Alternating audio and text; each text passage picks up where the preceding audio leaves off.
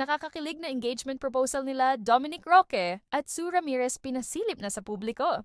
Tila pinatutuhanan na nila Dominic Roque at Sue Ramirez ang speculation na naglalabasan at viral sa social media na di umano'y live-in na sila sa iisang bubong at legal, umano ito sa kanilang pamilya both side. Dahil sa napamulungan na nga silang maikasal sa lalong madaling panahon dahil nagkakaedad na silang pareho. Si Sue Ramirez nga ay 30 years old na habang si Dominic Roque naman ay 36 years old na at 6 years nga ang siyang tinanda ni Dominic kay Sue. Subalit hindi rin nagtagal ay isang magandang balita nga ang siyang ibinalita ng showbiz couple na sina Dominic Roque at Sue Ramirez ngayong araw, July 23, matapos nga gulatin ng mga ito ang sambayanan sa kanilang naging big announcement na siyang ikinagulat ng lahat. Ayon sa naging caption ni Dominic, "A dream come true? I'm engaged to you."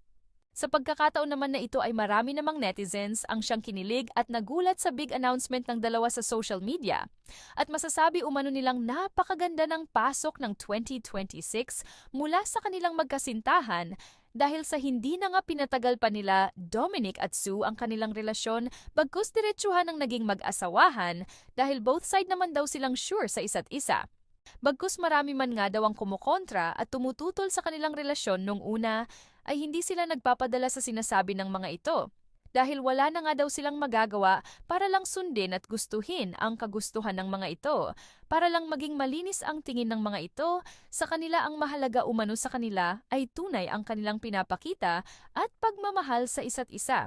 Hiling nga din nila Dominic at Sue na sana nga daw ay matanggap ng mga netizens ang kanilang relasyon gaya ng mainit na pagtanggap ng pamilya ni Dominic kay Sue ng bukal sa kalooban.